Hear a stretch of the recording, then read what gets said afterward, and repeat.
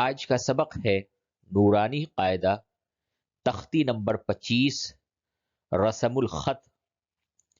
سب سے پہلے یہ سمجھ لیجئے کہ رسم الخط کسے کہتے ہیں۔ رسم الخط کہتے ہیں لکھنے کے طریقے کو۔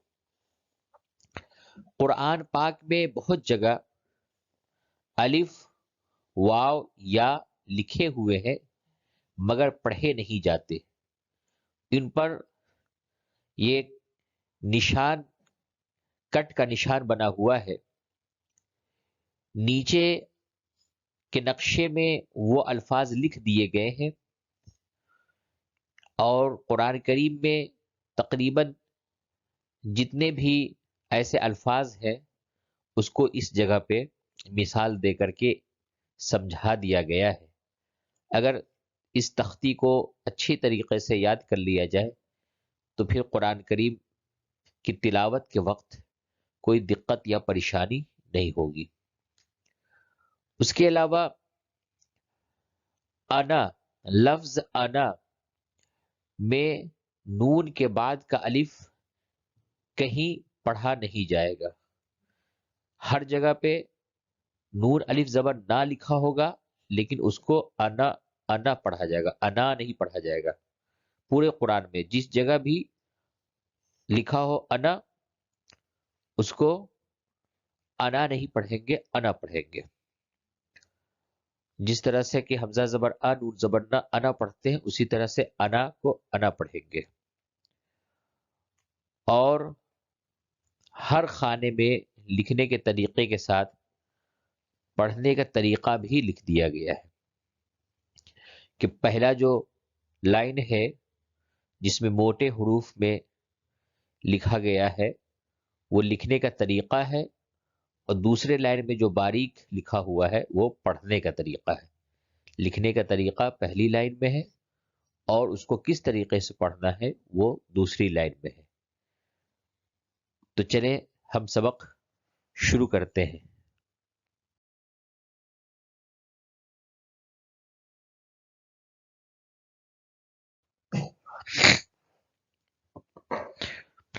أَفَإِن مَّاتَ، اب یہاں پہ آپ غور کریں گے کہ الف کے اوپر کٹ کا نشان لگا ہوا ہے، تو اس الف کو ہم نہیں پڑھیں گے۔ قرآن شریف کے اندر جہاں پہ بھی لکھا ہوگا یہ الف نہیں پڑھی جائے گی۔ لکھنے کا یہی طریقہ ہے لیکن اس طریقے سے پڑھیں گے۔ أَفَإِن مَّاتَ لَإِلَى اللَّهِ، یہ الف پہ کٹ کا نشان ہے، اس الف کو نہیں پڑھیں گے۔ لکھا قرآن میں اسی طریقے سے گیا ہے لیکن پڑھا اس طریقے سے جائے گا۔ لَإِلَى اللَّهِ أَن تَبُوءَ، یہاں پہ آ نہیں کہا جائے گا، آ کہا جائے گا۔ حمزہ زبر آ، الف پہ کٹ کا نشان ہے، یہ الف نہیں پڑھیں گے، اس طرح سے پڑھیں گے۔ أَن تَبُوءَ أَفَإِن مَّاتَ لَإِلَى اللَّهِ أَن تَبُوءَ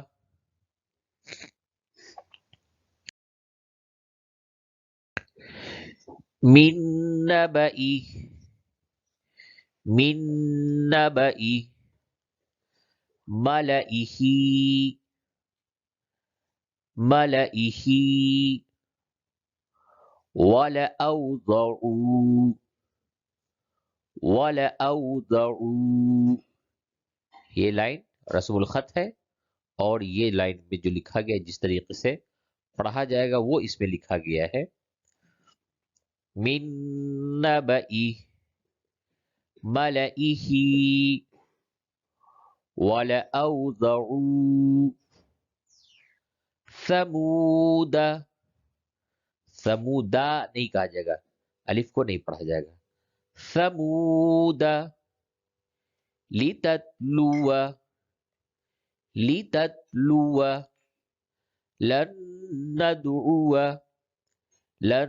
نَّدْعُوَ ثَمُودَ لتتلو لن ندعو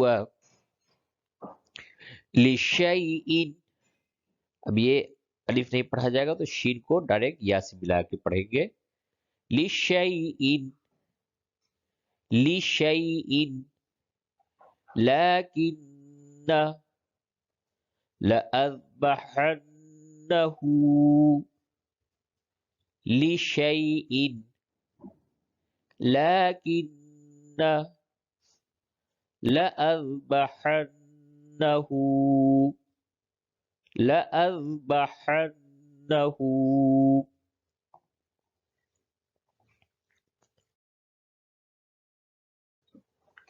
ليربو في ليربو في لإلى الجحيم لإلى الجحيم ليبلو ليبلو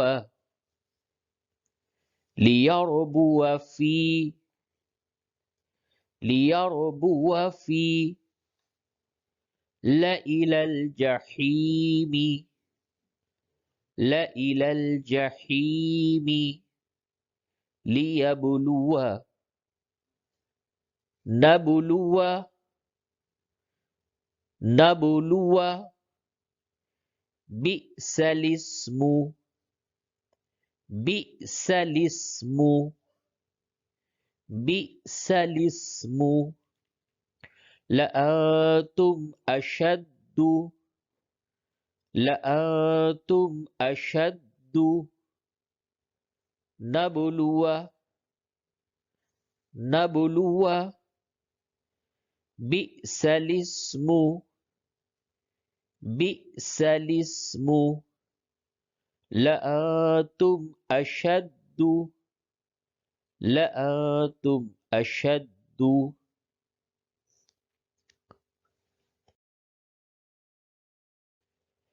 سلاسل سلاسل قوارير قوارير ملئهم ملئهم سلاسل قوارير ملئهم ولا أنا عابد ما عبدتم ولا أنا عابد ما عبدتم موسى موسى عيسى عيسى ولا أنا عابد ما عبدتم موسى عيسى زكاة زكاة صلاة صلاة حياة حياة مشكاة مشكاة زكاة صلاة حياة مشكاة.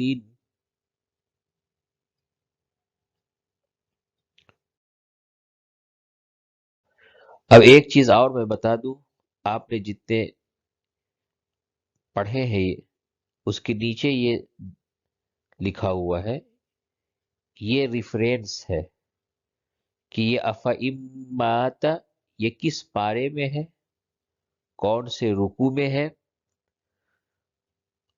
تو یہ چوتھے پارے کے چھٹے رکوع میں اور 17ویں پارے کے تیسرے رکوع میں قرآن کریم میں یہ دو جگہ پہ آیا ہے. لَإِلَى اللَّهِ یہ چوتھے پارے کے 8ویں رکوع میں ایک جگہ آیا ہے.